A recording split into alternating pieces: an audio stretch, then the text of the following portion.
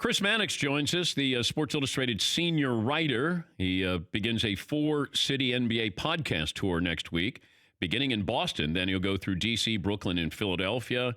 He is at the Lakers Media Day today. Good morning, Chris.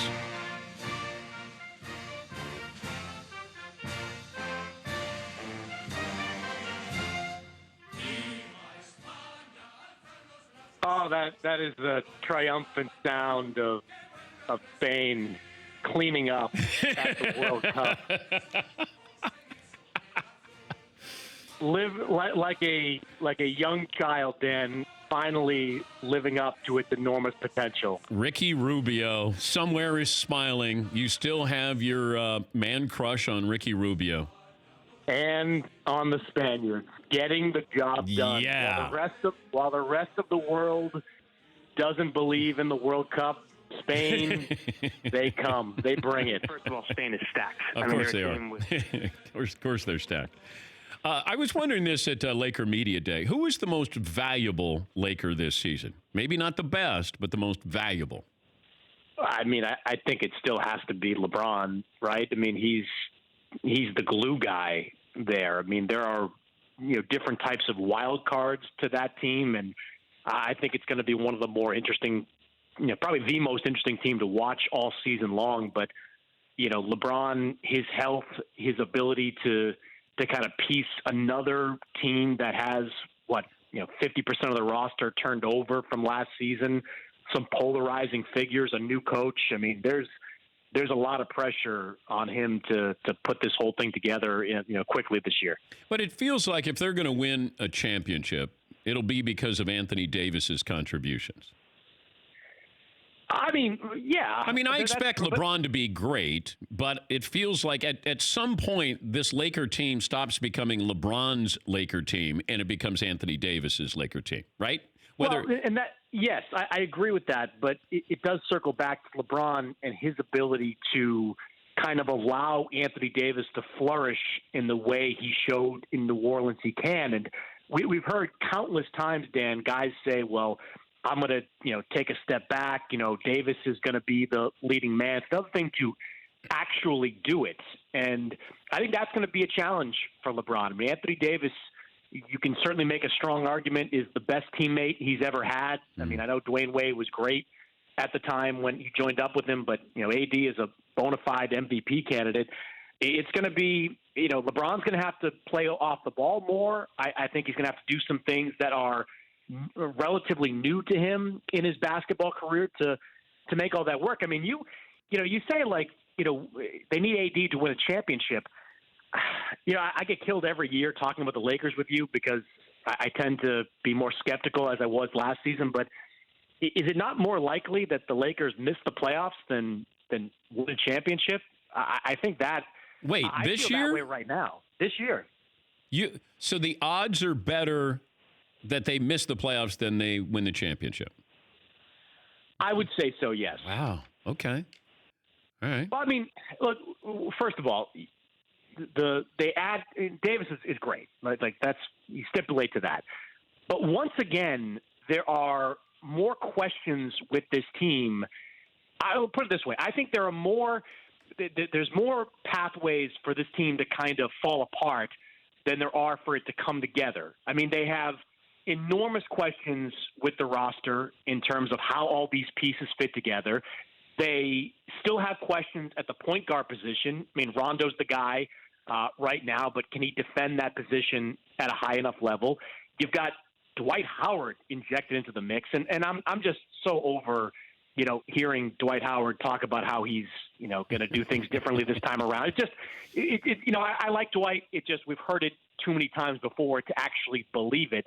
You've got a new coach in Frank Vogel who, by any measure, was the third choice to take that job. And you've got LeBron coming off a season where he had the first significant injury of his playing career. Okay. So I think all that, it creates an atmosphere where you could see this thing go south. Plus, the Kyle Kuzma stuff has to be a little scary. I mean, stress reaction in the foot, that's never a good thing for players. And the Lakers aren't overreacting, and people I talk to in L.A. aren't overreacting right now. But when you hear foot and stress reaction, it's never a good thing. This top 100 list that ESPN put out, I guess, people are up in arms about it. And LeBron's not the number one player in the league anymore. Now he's 3. Zion is ranked too high. What do you make of this list?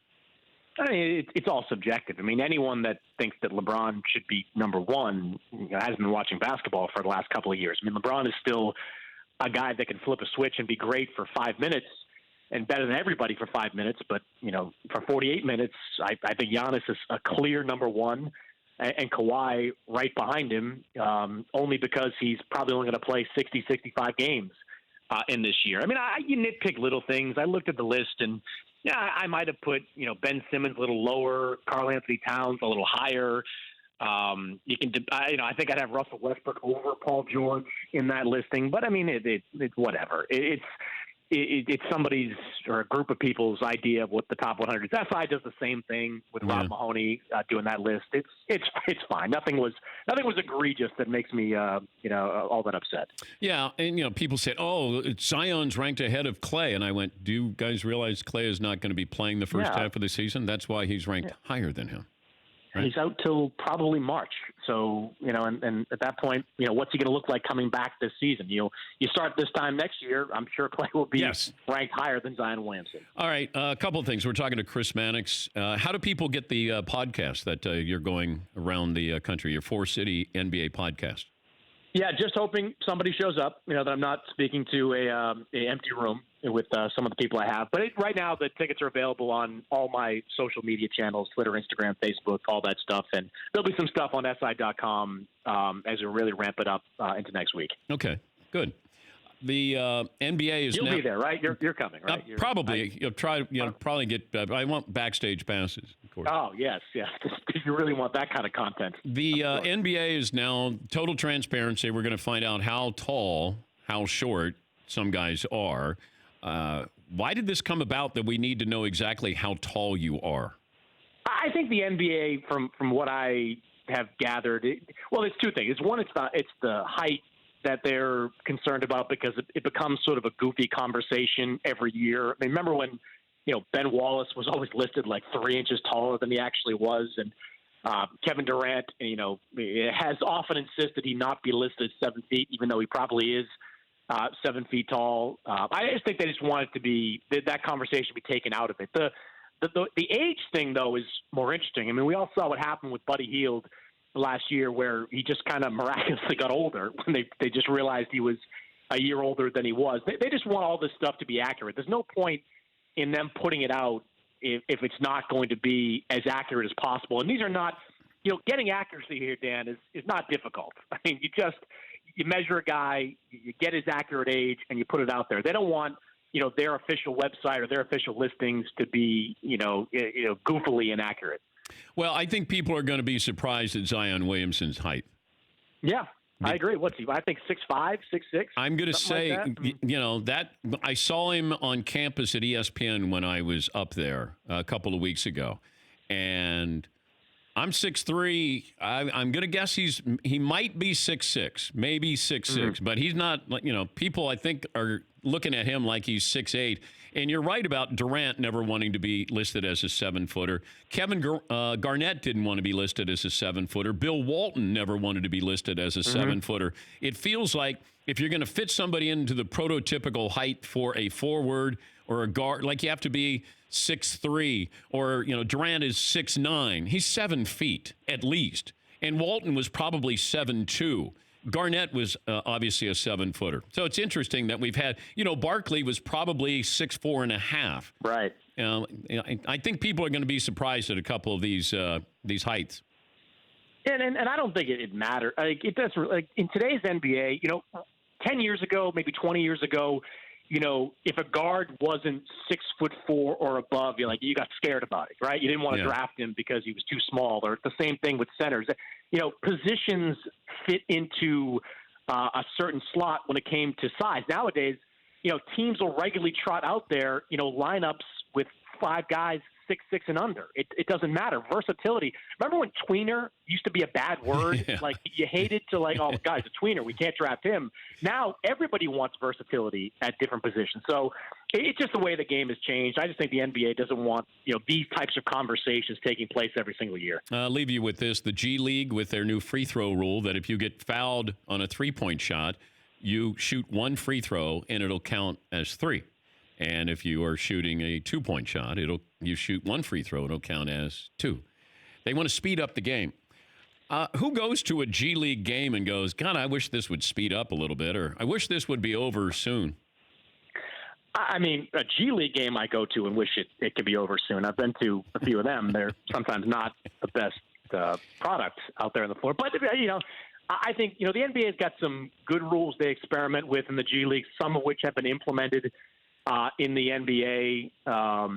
This is not one of them. This is just dumb. I like the idea of a guy needing to make 2 free throws to tie a game, or 2 free throws to win a game, or 3 for that matter. I just think it takes away some of the suspense, all the shave, 2 or 3 minutes, maybe 4 minutes off the end timing of a game. And the NBA already has addressed this, right? Like they reduced the time at halftime. They cut away 2 of those timeouts from teams. They sped up the game in the last couple of years. They have this fixation, some people do, in the league office of getting to that 2-hour mark for NBA games. They want to really differentiate themselves, I think, from baseball in that sense. Baseball's interminably long. NBA, they want to be a faster game. That's fine, but this is stupid. Like, this is the kind of thing that I don't think will ever get implemented in the NBA, because it's just going to look goofy being implemented in the G League. Hey, safe travels. Always great to catch up with you, Chris. Hope to see you in the man cave here. I'd say something to you in Spanish right now, Dan, but I don't want to butcher the poor language. I have too much respect for my Spanish brethren. Thank you, Chris. That's Chris Mannix, who still has a man crush on Ricky Rubio. For more Dan Patrick Show, tune into Audience Channel 239 on DirecTV. Stream for free on BR Live or download the Dan Patrick Show app.